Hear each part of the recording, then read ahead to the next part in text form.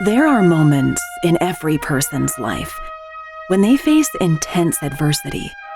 They're crucibles that forge who they become as individuals and as leaders. Now more than ever, we need leaders who are called to a higher standard, focused on leaving it better than they found it, and paying it forward to the next generations. Now, let's join Fire Chief Randy Brugman as he speaks with leaders from all walks of life, as he explores and learns from their personal journeys and the crucibles that have forged them into better leaders and better people. Welcome back to another episode of the Leadership Crucible. Today it's an honor for me to have Mike Howard on the show. Mike's a former Chief Security Officer for Microsoft Corporation, held global responsibility for vital security, including operations, investigations, risk mitigation, crisis management, executive protection, security technology, intelligence, and employee awareness. Mike was the CSO of Microsoft for 16 years. Prior to working for Microsoft, Mike spent 22 years with the Central Intelligence Agency, finishing as a Chief of Staff. Mike has also worked in the CIA's Office of Security and served on the security staff of the Director of the CIA. He worked in the Counterterrorism Center, ran global programs, and served in assignments around the world. He was an executive officer for the Office of Military Affairs and a special investigator for the Office of Inspector General.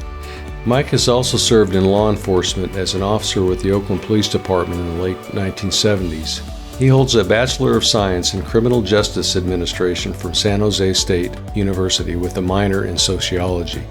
Today, Mike currently is president of Howard Consulting, LLC, a security consulting and mentoring firm based out of Las Vegas, Nevada. Mike is also an international best-selling author of The Art of Ronin Leadership and The Art of Executing Ronin Leadership Strategies. Mike, it's a pleasure to have you on the Leadership Crucible podcast. Welcome. Thanks, Randy. My pleasure. I was looking forward to this, so thanks again for the invitation. Oh, you bet. You know, Mike, you've had a remarkable career. You started as a police officer in Oakland, worked at the CIA and for Microsoft. So why don't you just share with the audience a little bit about that journey that you've had? Sure.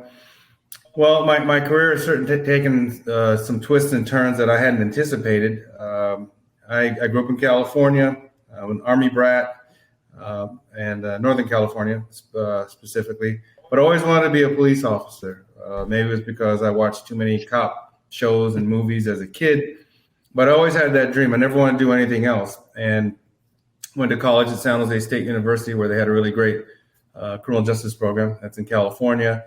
And eventually tested for a lot of departments, ended up with Oakland. It was a great experience. I figured out I was going to do my 20 years in Oakland and retire from there. But one day when I was off duty, I went to the bookstore. I'm a very avid reader, especially love history, and picked up a book called Piercing the Reich. It was about the formation of the precursor to CIA, the OSS, Office of Strategic Services, how they were formed up in World War II, trained by the Brits, and then did a lot of espionage and covert action activities against the Germans. And I thought, wow, that's pretty interesting. And I'd always wanted to travel too. I'd never really traveled around the world as a kid. And so one day I went across the Bay Bridge in San Francisco, from Oakland to San Francisco. At that time, believe it or not, the CIA had a presence in federal buildings, kind of like recruitment. We do it a little bit differently now, a little more clandestine.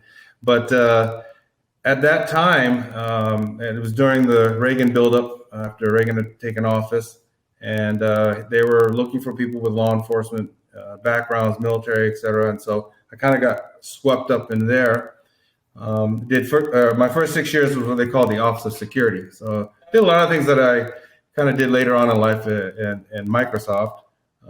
But my last 2 years was on the director of CIA security detail, kind of the Secret Service for the director. He was a cabinet level official under Reagan. And one day, they call him the DO, the director of operations, basically the top spy, came to talk to us one day and said, hey, we're forming up this thing called the CTC, Counterterrorism Center, over on the dark side, they call it, clandestine services. And so we went. So I ended up having a great career at CIA for the better part of 22 years, mostly doing counterterrorism. And then, again, having expected to just ride that out to retirement, but I was getting had been given some onward assignments to Asia when I was chief of station in Pittsburgh. So we do have a domestic presence, working with the FBI, working with businesses. And I happened to be there during 9/11. So we helped work with the FBI when one of the planes, 9/11, went down in Shanksville. So we worked that. But I had a couple onward assignments to Asia. One was to New Zealand, and I, as the number one, the chief of station, they call it. So I got it. And but then politics reared its ugly head, and someone came out of the wars, either Afghan or Iraq, I don't know which one, and went up top. And they, basically, I got a call one day from personnel saying, hey, Mike, humana, that assignment that you had, you don't have it anymore. My then wife, unfortunately, she passed away a few years ago. She was also agency, retired. We decided no, we don't go back to DC, been there, done that. And I reached out to a friend of mine who had made the leap successfully from public sector with the old NIS, now NCIS, to corporate security. Reached out to him. And next thing you know, I got connected with a headhunter and ended up at Microsoft, and then spent 16 years as a chief security officer. So a lot of twists and turns, nothing that I had planned, but certainly I enjoyed the ride immensely. So what lessons, along the way, police officer in Oakland, that can be, has been known to be a pretty tough city. Yeah. So, what was it like to be an officer, on the street in Oakland? Yeah, it was a really great learning experience for me. I was 21. I grew up as a middle-class kid, and typical middle-class environment. So being thrust into Oakland, which, they call it the hood now, but we call it the ghetto back then.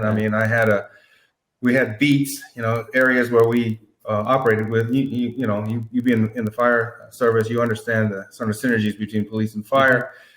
But my beat had prostitutes, drug dealers, pimps, robbers, family disputes and everything. And it was for me, it was the difference between the book learning that you learn in criminal justice, and even in the academy, but college, and real life. It made me aware of what real evil looked like, because I saw, some pretty bad guys and pretty bad things happen to good people. Also made me appreciate the fact that most of the people in disaffected neighborhoods are really decent people trying to make a living, being preyed upon by a few bad apples. But it also taught me that there's this, you kind of never know how you're going to handle a dangerous situation, like obviously you and your colleagues did in the fire service, until it actually happens. You run to the fire, we run to the sound of gunfire or something bad happening, and you never know until you actually do it. Doesn't mean you're not afraid, but you know how to act and how to react. And so it was also a learning experience for me to understand what I can be capable of doing. And I thought we did the time I was there, we helped a lot of people, put some bad guys in jail. But yeah, it was eye-opening, because I had never seen that part of society before. And so being able to experience that, I think, really helped to mature me as a young man, and help to set the path for what was to come ahead. I did not know that at the time. I was enjoying being a police officer, but it certainly taught me things about myself and gave me an understanding of what the real world really is like. Yeah. Well, you found a really good position at Microsoft, and as the chief security officer, that's a huge responsibility. But it had to be quite a change from working in the federal bureaucracy to working, in a bureaucracy of something like Microsoft. Had to be, would imagine it was quite a learning curve for you. It was. After, how it is, where you were in the fire service, after you're at a place for a long period of time, the DNA of that organization. So I knew the DNA of CIA. I knew how to get things done, and the movers and shakers, and the culture, et cetera. And you get thrust into this new, this multinational corporation Now, the one thing I had going for me was I knew it didn't matter where I was. I could always formulate strategy, and I would always figure it out. But even the nomenclature, like ROI, right? Yeah. We never said that at CIA. First time I heard that in staff meeting, ROI. What does that mean? Or a P&L statement. Yeah, exactly. And P&Ls, what's that? So yeah, it took a while to maneuver, but for me, I've always been in the philosophy that you have to take your time and learn. And so I took my time to learn the culture. My first boss was great, named Charlie McNerney. I ran executive protection for Bill Gates and Steve Ballmer and the execs the first year. Then second year, they put me in charge of all of security. But my first boss, he gave me a mentor, someone that had been in Microsoft for a while. And that helped me a lot because he got me really educated on how things work and how the divisions within this huge company, how they operate, and so that really helped. It took me probably about 2-3 years to actually feel really comfortable at Microsoft while I was doing the job and learning. But I would just say for me, it was also exciting to learn new things, and it was exciting to be part of something that I hadn't been part of before. It kind of got the juices flowing, Yeah. Well, I know since you've left there, you're now an international best-selling author. You've written the book, The Art of Ronin Leadership, which right here features. I've got a chance to read it. Thank you. It's an excellent book. And I think you also have a second one coming out, or is it out now, The Art of Executing Ronin Leadership. Is that correct? Yeah, it is out now. We published it last month. Great. So it's just been out a month, but thank you for mentioning the books. The first book was, I took advantage of quarantine. I took an old PowerPoint that I used to give on leadership, both at Microsoft and in the security industry, and put that into a format of a leadership book. And through individuals I knew who had published books, some of them who actually worked for me, giving us productivity, training, etc. I got introduced to a woman named Judith Briles, who's called the Book Shepherd out of Colorado. And I always joke with her when I first showed her my draft as we were working together. She said, "You don't really know how to write, do you?" I said, "But I write all the time, business stuff." She said, "Well, it's a little different." Yeah. But she worked with me, and the whole kind of tenor and concept of the book changed to the idea of Ronin leadership, basically meaning that you learn, you grow, and you adapt, and then at some point you become a leader, and then you form your own path of leadership. You're not trying to copy somebody, emulate. You take best practices and kind of have your own style of leadership. So that worked out very well and was well received. But the feedback I received from folks who read the book was they loved the book. It was kind of my journey of leadership, but they wanted a how-to. How do you build team? How do you develop a strategy? How do you get the C-suite to buy in on that strategy and give you the funding, all that stuff? And so that's what executing on Ronin leadership strategies is all about. It's more of a how-to, so a leader can pick that book up, and if they're trying to get some major strategy push, or they're trying to build a team for the first time, hopefully this will give them a roadmap. So where does the term Ronin come from? Well, I'm half Japanese, and I've always been involved in martial arts when I was a kid. I don't do so much of that anymore, but for the majority of my life, I was involved in some martial arts in some way, shape, or form. Ronin means masterless samurai, and so in Japanese culture, they're sort of akin to like the movies that Clint Eastwood made, the old spaghetti westerns, where the man with no name. Yeah. Where he was a hired gun. So basically, Ronin were samurai that no longer had masters, and they roamed the countryside, and they basically, their swords were for hire. And as Judith and I were noodling on sort of the concepts of the book, she asked me the same question, and I went through this thing, and I kind of did this. I said, well, I actually have a tattoo here. And she says, what does that mean? Well, it means Ronin, masterless samurai. And then it was an epiphany. It was like, okay, that's where we should go with, because there's a path that we all take as leaders. We learn, we're like baby leaders, and we learn and we grow. We're certainly, hopefully, emulating leaders and learning from people that we admire and respect, who are good leaders, and learn not to do things that lousy leaders do. But at some point, you should be able to put things together with your own personality and figure out what's your style of leadership and how are you going to go forward with it. And so that's where the whole concept of Ronin comes from. Interesting. So how would you, or what would you define, or what are the traits or the foundational pieces that make a good leader? I say that the first part is the desire. And what is your desire? And so I'll go back to my CIA days, right? So you have a wonderful organization of dedicated men and women trying to serve the country and protect the country.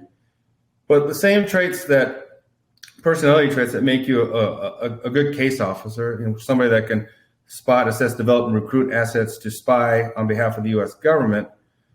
That means you learn to manipulate, you learn to do all these other kind of things, sort of like an undercover cop. They don't always translate to when you become, they make you a leader, right? Because you're a functional expert in something, but you don't necessarily have the right desire to be a leader, but you like the role, you like the title, and you like the extra pay. So there has to be this, what's your desire? An honest assessment of you. Why do you want to be a leader? Certainly career development, your own career development is always going to be great. You want to always be cognizant of that. But at the end of the day, do you want to be a leader because you want all those perks? Or do you want to be a leader because you want to help other people? You actually want to lead people and make them better, right? So there has to be sort of that, introspection. The other part of it is learning, continuous learning. I don't believe leaders are born. I think they're made a lot of times through mistakes, and hopefully you learn from those mistakes. But you have to continue to learn and read and have mentors and have people that can, show you what true leadership actually looks like. I think being humble is a big part of it. I think you have to stay humble and not believe your own, stuff. No matter how good people tell you are. You also have to be able to communicate well.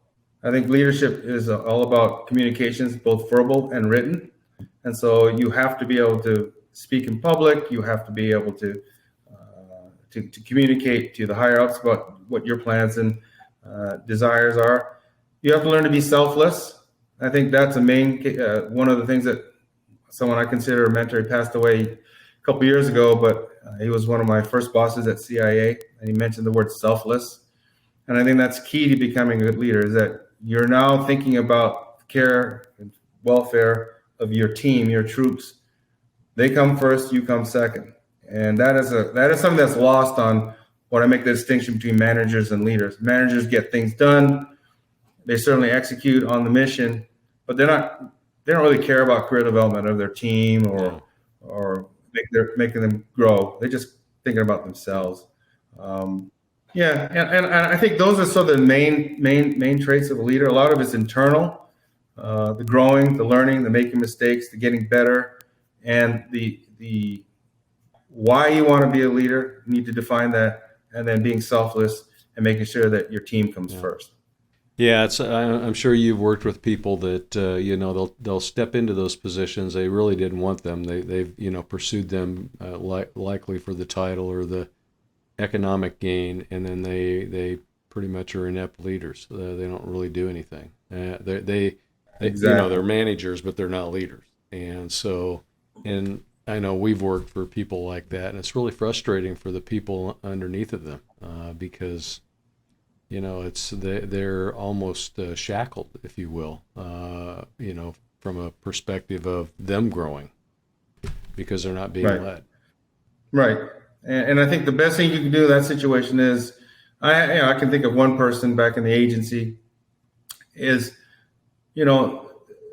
Let your troops know that you're fighting on their behalf. That even if you've lost a battle, that you gave it the good try, and that you're going to do everything you can to enhance their career in terms of whatever's under your control, right? And just be honest and transparent with the fact that there are some things out of my control. If I had control, I could do X, Y, and Z, but I can't. But I'll certainly try to make your lives as meaningful as possible in this career. And also, a big part of it is that when stuff rolls downhill, my job is to take the hit as the leader, right? Not go like this and say, "Oh no, Johnny did it or Jane did it." No, I'm in charge. I'll take the hit. I'll cover my troops. Yeah, absolutely. Well, I know through your career you've had a lot of adverse situations that probably have helped to shape who you became as a leader, and maybe has shaped you as who you've become as a person. And I'd like to share, 2 or 3 of those with our audience today. Sure. Well, I think we've already touched on one of them when I was, a police officer in Oakland, right? And certainly all the things that I saw there. But I guess another one was when I was in the Philippines in the late 80s. I was in the agency, and a lot of people don't know that at that time, Manila Station itself was considered one of the most dangerous posts in the world, because at that time in the Philippines, we had 2 major military bases, Subic Naval Base and Clark Air Force Base. And so a lot of Americans in country, but there was a communist insurgency, and the armed wing of that insurgency was called the NPA, the New People's Army. And they were assassination squads. They were killing Philippine military, intelligence, and police left and right. And then they started targeting Americans, sailors and airmen out of the bases, and killed a fair amount of them.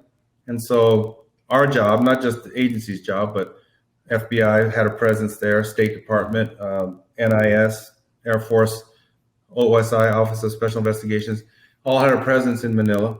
And our job was to stop these guys through intelligence, through recruiting assets, through working with police and military. And it was a very dangerous situation. We drove armored cars, we carried weapons, and we were targets. We were target ourselves. We knew that. But a couple lessons. Number one, learning that you can work in a hostile foreign environment. Just like as a young police officer, I learned I could work in a hostile domestic environment and still execute on the mission. But I think the main lesson was that we had an unusual situation in the U.S. Embassy in Manila, and that typically, it's unfortunate, but typically State Department, FBI, or military, they may work with each other, but they still don't share information totally. There's a bit of silos. Yeah.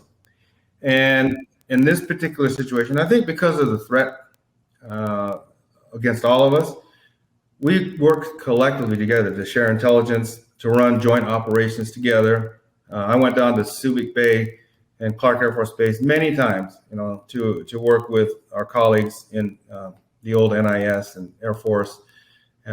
Gave them some methodologies that we were using in Manila on counter surveillance to identify and stop bad guys. And so it was really a unique situation, but it was a learning situation for me, because I've always been of the theory that you need to share information, and there's too much siloing, both in the public sector and certainly in the private sector. And so coming out of that, where I think we did a great job in stopping, not 100%, but we certainly put a crimp in the bad guys' operations. But, from that point on, as I rose in leadership positions at CIA and then got to Microsoft, the lesson really was silos kill. Sometimes, in the case of Manila, silos could kill for real, but they certainly kill innovation and the ability to execute a cohesive, holistic strategy. And so that was a real great lesson for me that I was able to take to Microsoft in terms of an adverse situation. Well, we definitely learned that again on 9/11.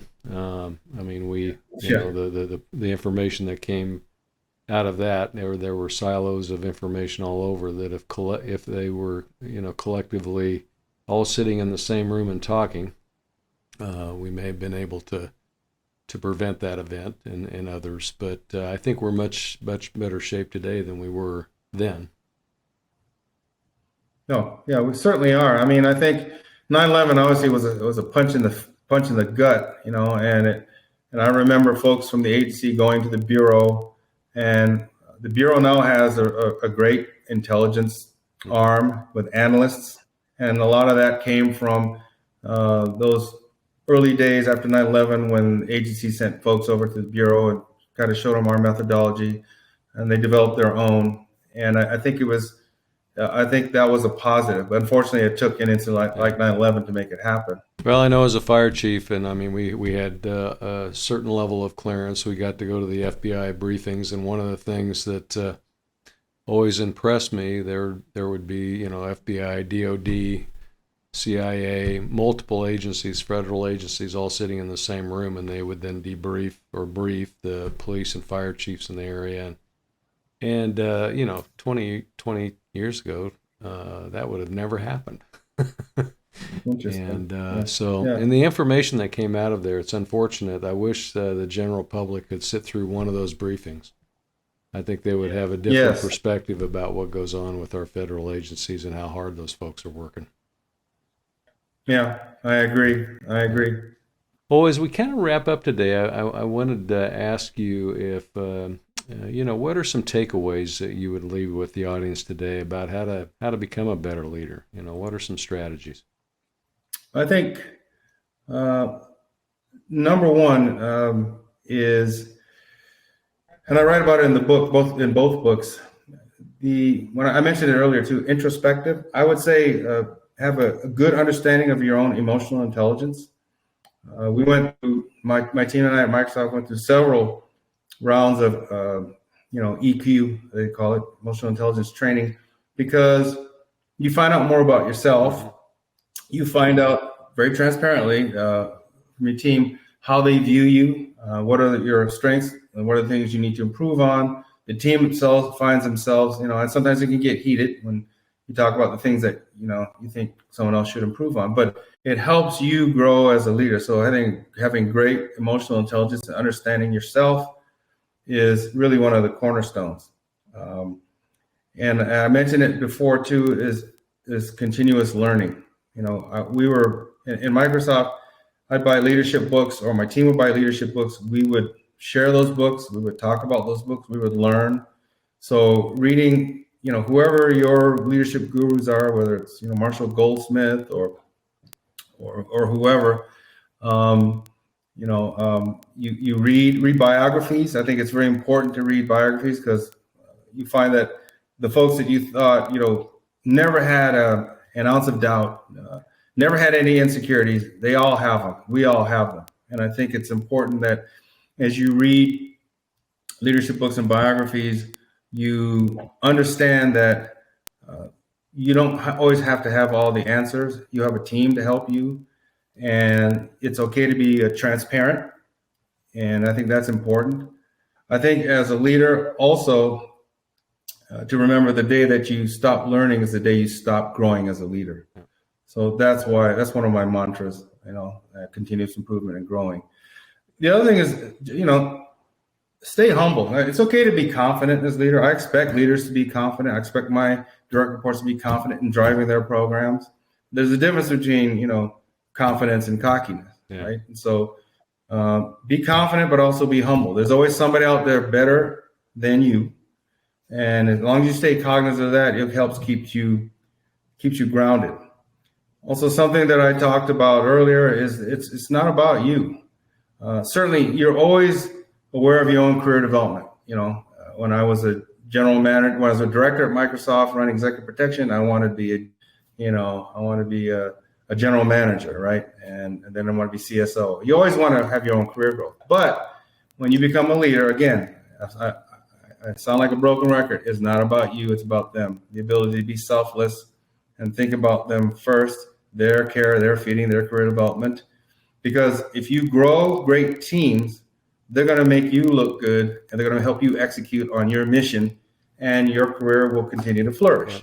It's a lot of people in leadership positions don't understand that. They say it's about me, about me. It's always about me, and then my team, they take the credit for everything when it's really you should be giving the credit to your team.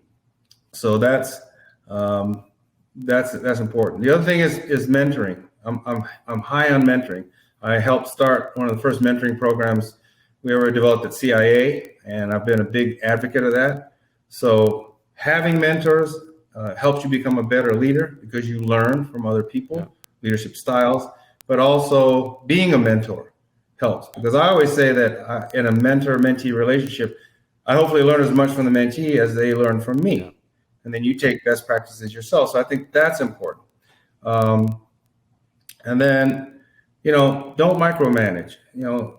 You hire the best direct reports, subject matter experts to do the job. And if you've gone through all the trouble of the interview cycle and resume looking and all that stuff, and you hire these people and they start going, don't micromanage them. Micromanagement kills innovation and it kills morale. So get off their backs and let them do their jobs. And if there are times when you have to go down, and become a little more tactical because they aren't doing the job, that's a whole different story. But if they're doing the job, let them run. And then I think the other thing is really important, especially in today's chaotic world. Sometimes I'm sitting here thinking, I'm kind of glad I'm not CSO of Microsoft anymore. I loved it, but the world has certainly gotten more complex, even in the few years since I've left. So stay positive. Colin Powell, who is someone I've admired for years, and I got the chance to actually introduce him at a CSO conference years ago. But his 13 rules of leadership were kind of a Bible to me, and one of the main rules was it will look better in the AM, right? Because no matter what crap falls upon you today, your mindset is it'll look better in the AM. You have to stay positive because your team, they're always looking at you. That was a lesson I learned years ago. I didn't even think about it, but a mentor said, Mike, whether you like it or not, once your leadership position, they're always looking at you. They're always checking them. How do you react to this situation, this crisis, blah, blah, blah. And so staying positive is a force multiplier, and it keeps your team, helps keep your team grounded even in the middle of some bad stuff that may be happening. So I think if you take a look at those things, it will help you in your leadership journey.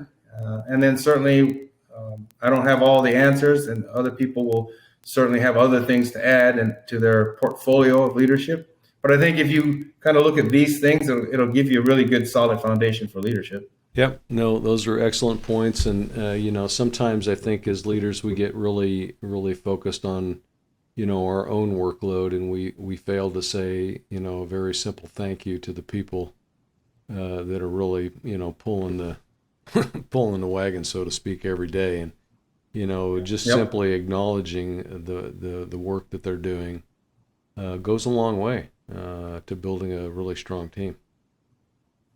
Yeah, it does. I agree 100%. And it doesn't take a lot of effort to say hello, thank you, pat on the back, good job. And it's amazing how many times that does not happen in business. No, and and it doesn't cost a dime, right? Exactly. I mean, you don't have to invest anything but a little bit of your own time, and just reminding yourself from a leadership perspective, thank you is an extremely important thing to say to your staff. And so yes, you also bring up another really good point, is that I know when I've been faced with those really difficult decisions sometimes where you're really struggling, and I think Colin Powell said it best, it'll look better in the morning.